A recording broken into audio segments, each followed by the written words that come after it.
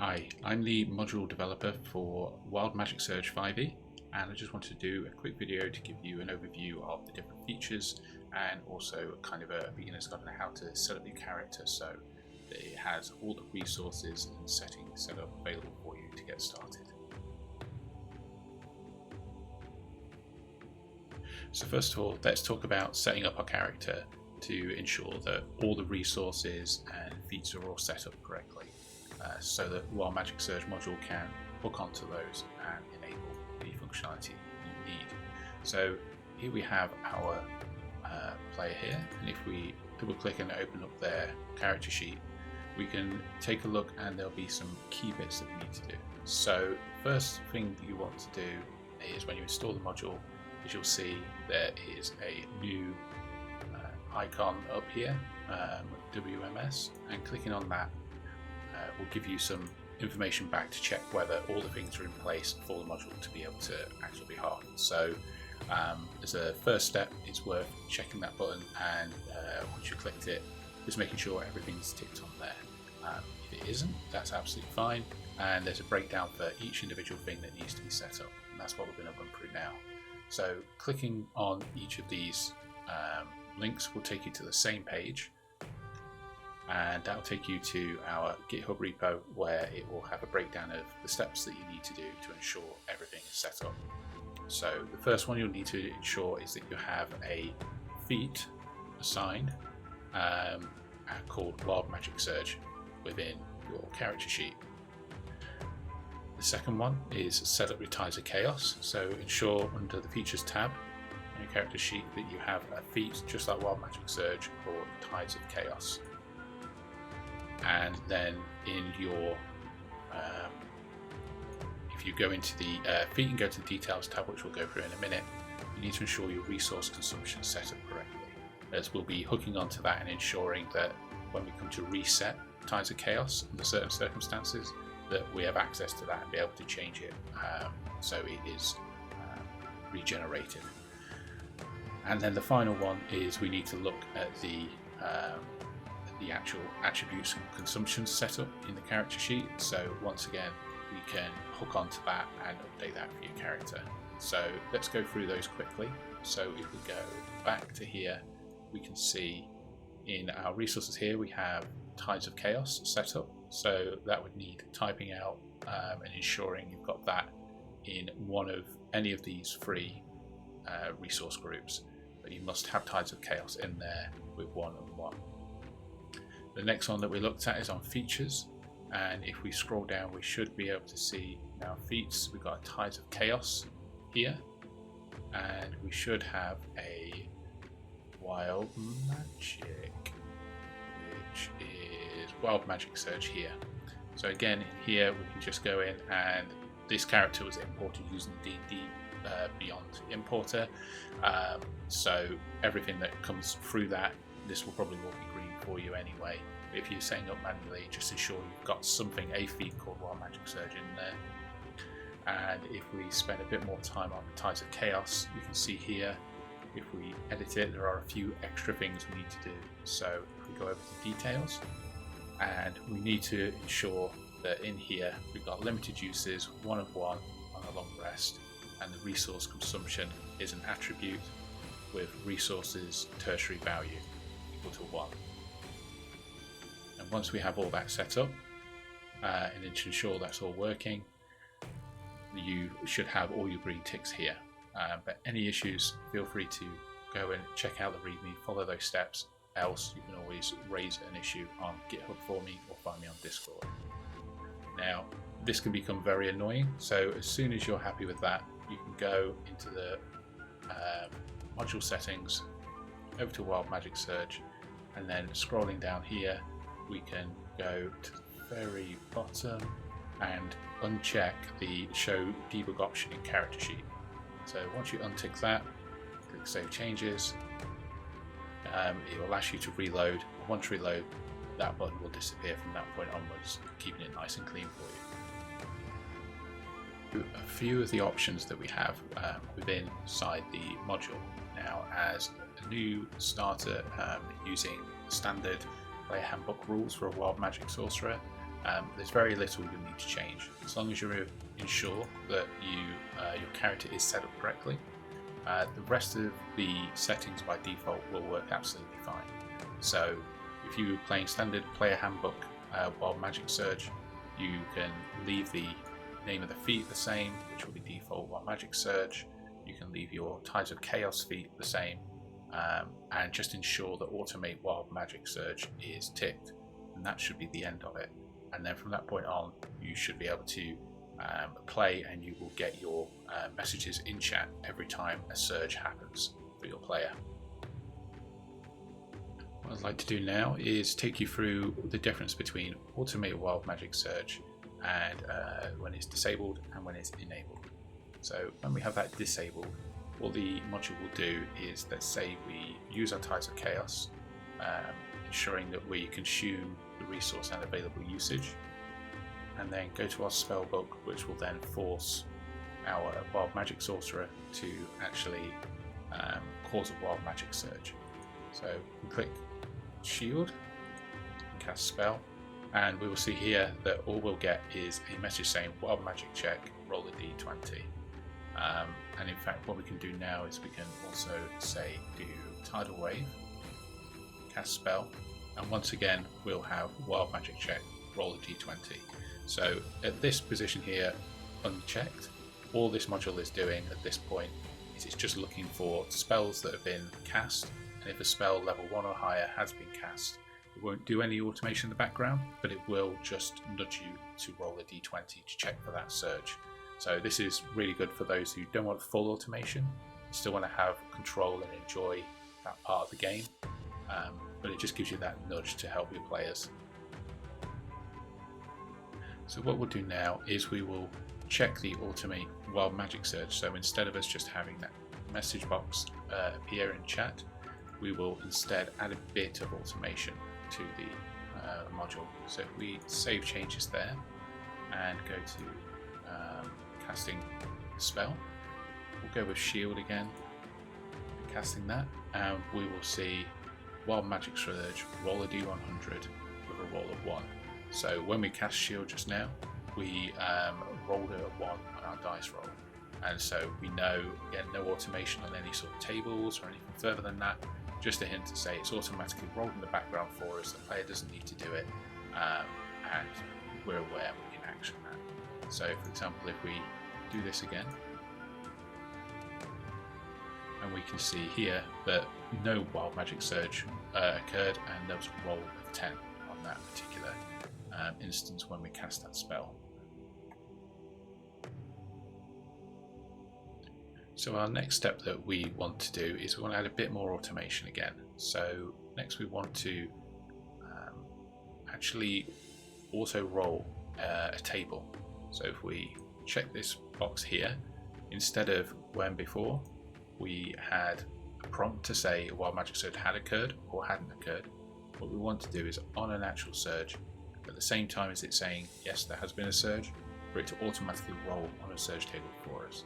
So let's give that a go. So here we check the box for auto roll table, and we also ensure that the roll table name is filled in with a matching table that we have within Foundry. So if we save those changes now, and what we'll do is go to Spellbook and see that in action. So if I click Shield here, and we can see you get no Wild Magic Surge here, no auto roll table. But if I was to go over to Features and use our Tides of Chaos, and now go to our Spellbook and go down to Shield. Once we cast that spell, now we can see, because we've used our Tides of Chaos, that forces a Wild Magic Surge on the next spell cast of first level or higher, and we get a automatic draw from the result on the table. So the next feature I want to take us through is all around Tides of Chaos. So we have two options in here. One is the Tides of Chaos auto recharge, which we've seen working in previous steps, and we also have the auto surge on spell use after Tides of Chaos has been used.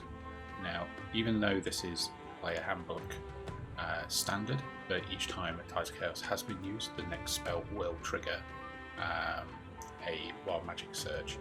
It's still an option there in case it's something that you want to remove within your game. And so having this checked, auto recharge, we can see here at the minute 1 of 1. I can use that spell, use that feature, in fact, and we can see 0 to 1. And next we can go down, cast Shield again, which will auto trigger Wild Magic Surge. And going back to features, you can see now, yeah, Tides of Chaos has gone back to 1 of 1 uses.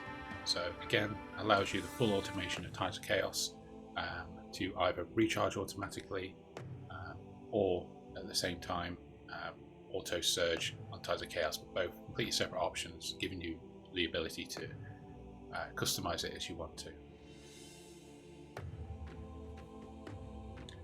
The next one is for specifying on roll for surge on cantrips. So there was quite a lot of interest in the community to want to not only run a Wild Magic Surge on first level or higher, but also on cantrips as well, which I absolutely love. So at the minute we can see it's disabled, and so let's cast something like Blade Ward, and we see in the chat message no action has occurred from the module as it's cantrip. So checking this box now and saving changes, if we were to do the same thing again and click Blade Ward, we can see and we've got that message that we'd expect here saying no Wild Magic Surge with a roll of 6. So now on any cantrip use, we can now enable the Wild Magic Surge to check for those rolls. Next, let's go over the mechanics on being able to whisper the roll table results and the surge roll. So as we've seen at the minute, every single message that has come through has been directly to the game master. So any sort of surge check and any sort of roll on the table. So if we wanted to, this is really handy if you want to have some sort of suspense. So if you're a storytelling GM and a surge happens, you may not want to stop the flow of the game and have whatever was rolled happen as a surprise, as some sort of a dialogue or entertaining pitch that comes in after. So in order to do that, as we've seen, we've had both of those ticked, but at any point we can uncheck these, and if we save those changes, we should be able to see now that if I cast Blade Ward, now we'll see that this is rolled publicly to everyone to be able to see what is happening.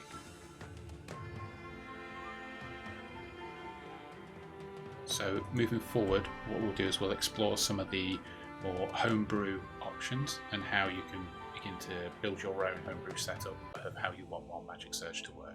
So the first version of this is if we've got our Wild Magic Surge roll feature set to standard, and then going up to the standard player handbook variant, we can click configure here and begin to change these 3 values, which will allow us to change how the dice roll and the formulation will work.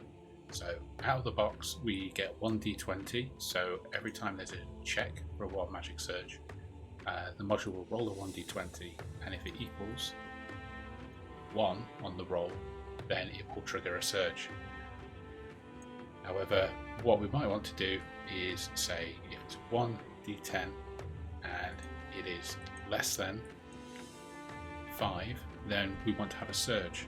We can also do things such as equals if it's a 5 or a 1 or a 4, and so you can completely customize this as you need to. What we'll do for this example is we'll say if it is 1d10s rolled each time a surge check happens, and then if it's less than 5 on the roll, we'll trigger a surge. So saving those changes and saving there, we try doing a Blade Ward. 5 is no Wild Magic Surge because it's less than that we're looking for. Nothing for 9. Nothing for 9. I'm rolling really good. And there we go. So it wasn't a 1, we rolled less than a 5, and here we trigger the Wild Magic Surge. There may be times when you have a NPC and you also have them having the Wild Magic Surge playing alongside player characters. And so what we've done is we've also got a setting for that to enable it, which is disabled by default, but will allow Wild Magic Surge checking to also happen for NPCs. And so to allow this, the NPC will have to be set up in the same way that we've gone through in previous sections, so ensuring that they have the correct feats and they're correctly named, and then all you have to do is check this box here, save settings. From that point on, any NPCs that are casting spells, they will be subject to the Wild Magic Surge module as well. Our next feature, which is a bit of fun that I wanted in our campaign to really show off when a surge happened, is the play animation on surge. So this requires a JB2A module and the sequencer module to be installed. The JB2A to get hold of the animations, the free one that they provide is absolutely excellent, and this is what this module uses. And also the sequencer module, which allows our module to utilize the steps to create the animations. So checking on here, we can click save, and if I go over now to features and let's do a Wild Magic Surge, if I click here, we can see now we get a nice little fun animation. It makes me happy, and that's all that matters at the end of the day. If you do have the full version, the Patreon version of JB2A, which I highly recommend, I've been back for a very long time, I would recommend getting hold of that, and later on when we talk about custom macros, I'll show you how you can customize, disable that setting and add your own macros which can trigger the animations for yourself with something a bit more advanced. Another community addition was the ability to handle multi-classed player characters. So, for example, could we have it so if a Wild Magic Sorcerer has also taken levels in Wizard, is there the ability that when a Sorcerer spell is cast, Wild Magic Surge will take part, but if they were to use their spell book and cast a spell from the Wizard class, it would not trigger it.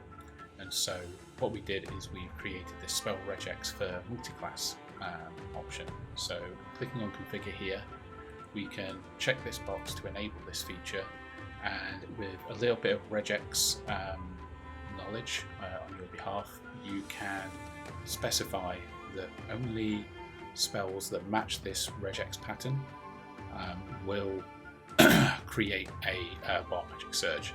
So for example, I've enabled this here, and with this regex it's basically saying if there is a capital S in brackets within the spell name, then it will trigger a Wild Magic Surge, or at least look for one.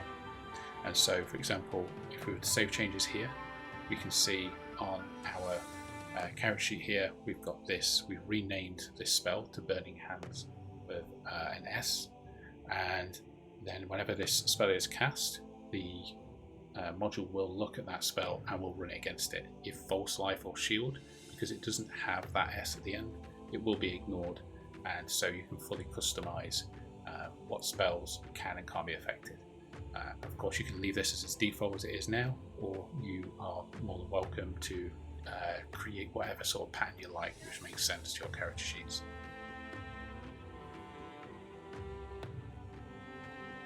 The next section I want to talk about, which is the way we handle different types of Wild Magic Surge roles. So over the past years, what we try to do is we start off with the standard, which is what we've been using all the way through here, which is the roll a d20, it lands on 1, there's our surge. However, there are many variations in Homebrew versions that seem quite popular, so what I've tried to do is include those as much as I can. So these can be accessed from this option setting here, and in there we have the standard, which we've been playing so far in this video, spell level dependent rolls, incremental check chaotic, and descending dice. So what we'll do, we'll just go through each one in turn.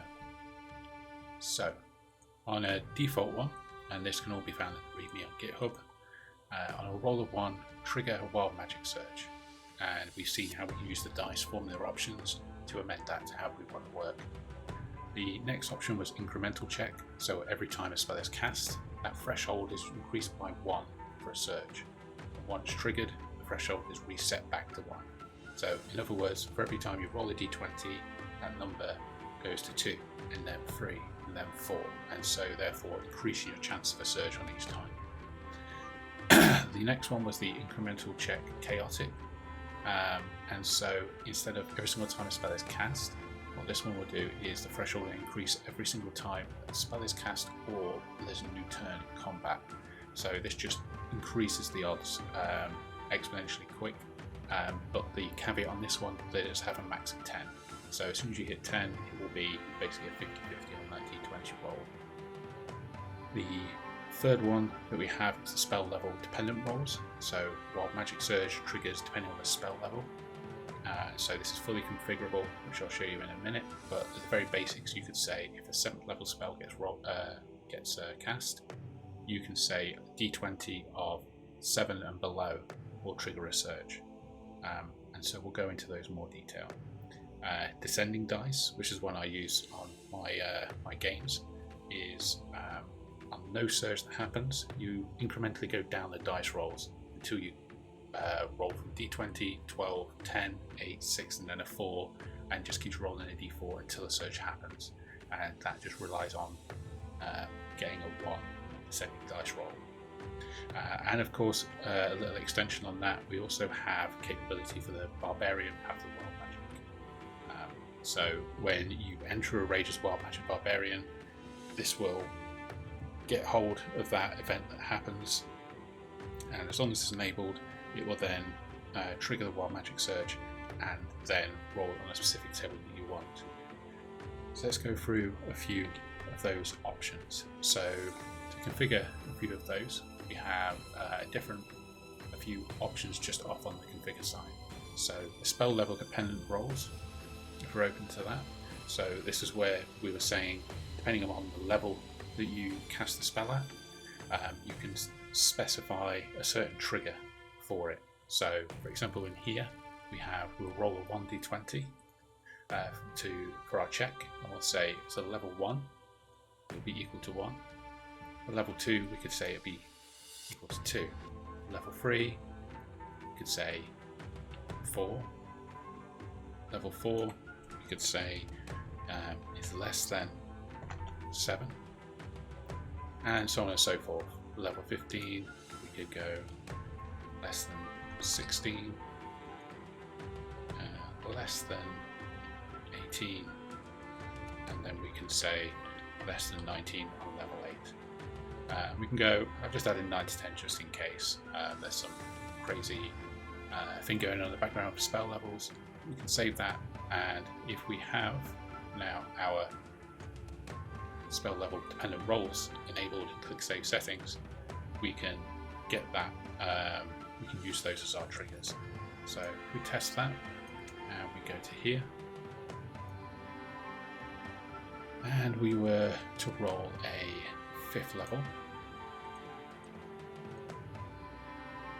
So you can see we get no Wild Magic Surge here, and if we go back and check our settings, spell level dependent, and we say 5th level less than 15, so let's check for that. So it just happened to roll 15. Let's try that again, and there we go, we rolled a 12, we get our animation, and so specific on that spell level. So as well as this, we also have our incremental check variant. So what we can do on here, the only extra option we get on the incremental check is that we can post to the chat every single time the value increments. So if we wanted to, so if you were a bit lost about what the increment is at that point in time, you can actually see that output into the window. So if we save changes, so we've got that visibility, and change to incremental check. Now, if we go and we cast Blade Ward, for example, we can see Wild Magic Surge count equals 1, and we can then go on and roll again, and we can see now it's going to 2, and now we've gone to 3, and that's just a bit of feedback and an option for that particular area there. And so the final Wild Magic roll feature that we can try out is Descending Dice. So that will enable us to go from D20, 12, 10, 8, 6, then 4, and then stay at 4 until the surge happens. So let's try that out. So if we click Save Changes and go to our chat message here, and we'll cast Blade Ward. And so rolled, and we can see we've rolled a 1d20 and we got a result of 8. If we do that again, our next check went to 1d12 and a 1, just so happened, to roll a surge. Let's go back again, we'll click on there, and you can see we've now, because we surged, gone back up to a 1d20, 5, now we've gone down to a 1d12, and a 1d10, and so on and so forth, until we hit a 1 on our roll. And then at which point we get our feedback from the surge, and look at that, I've done it again on a 1d20.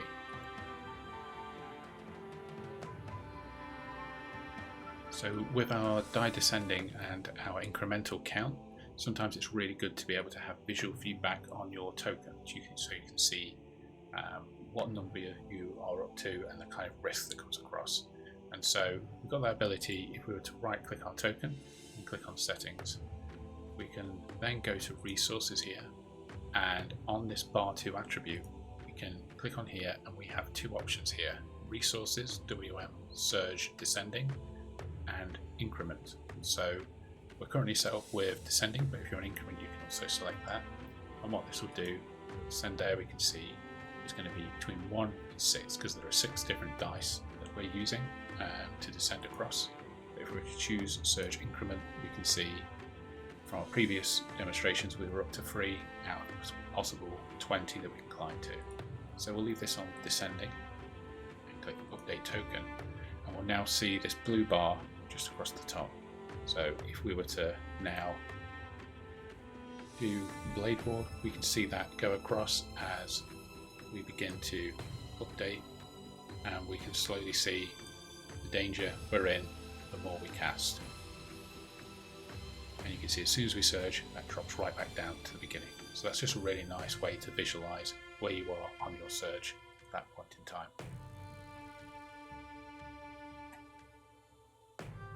One of the other bits of extension on here is the ability to send information to the encounter statistics module.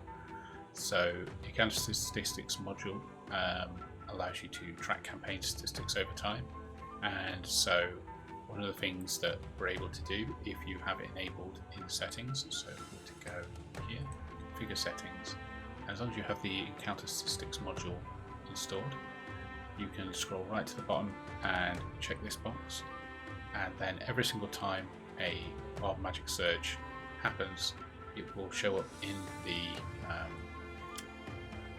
journal entry with the date and time, as well as the player who calls the surge, and if you've got it enabled, the actual surge table result, which is great to just look over time and see what happened, kind of remember those points.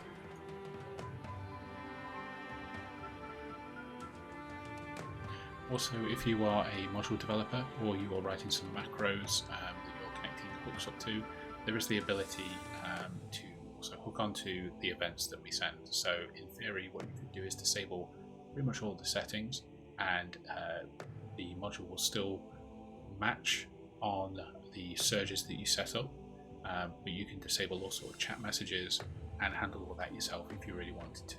So take a look at documentation. If you would go down in the README, you can find details about the built-in hooks here, and then with some code examples here of the kind of things you can hook onto and an explanation of what each one does. So for example, if you want to check for surges, you can, every time we check for surge, You can customize and put whatever code you want within there, as well as we have some things like is a wild magic surge, which we will, every time a surge is checked for, we will fire up whether it was or not, and you can get things such as what the surge result was, the token ID that did it, as well as the result of that roll, and that will be sent through for you to be able to manipulate and do as you need to. For even further integration, we have set up an option to be able to trigger your own macros as and when you need to, as an event happens. So a few examples of these, when enabled, can be found in your compendium, which automatically get added when you install the module. So if you were to find and scroll down to macro and click on the Wild Magic Surge 5e example macros, you can see we have 4 in here, and each one can be imported, and you could take this and do as you will, do as you want to within here. So we have 4 examples in here. One is the ability to create your own custom animation on the surge. One is to send a custom message to chat. Another is to fire up a dialogue to users, and the last one is the ability to just write out to the developer console and play around and do whatever you need to once that happens.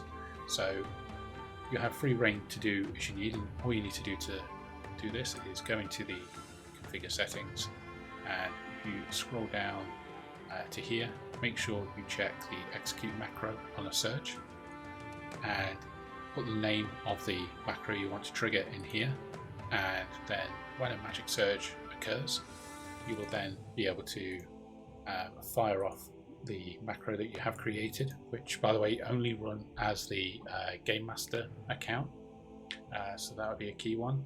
And so for example here, I can disable the animation, built-in animation effects, and create my own using sequencer to make it completely, so every time a surge happens, I can make it completely customizable about what I want that surge animation to look like. And so I think that about wraps it up. Thank you very much for watching. I hope it's been helpful to explore the different types of settings and how you can customize this module. Feedback from the modules that I create is really difficult to get to, and so I rely upon the community to let me know if something doesn't work or if there are quite obvious features missing. So please, if there are any things you believe are missing or aren't working, feel free to raise an issue on GitHub or contact me on Discord, and I will do my hardest, family dependent and work dependent and life dependent, to get on it as soon as I can and ensure the module works as best it can. Thank you very much.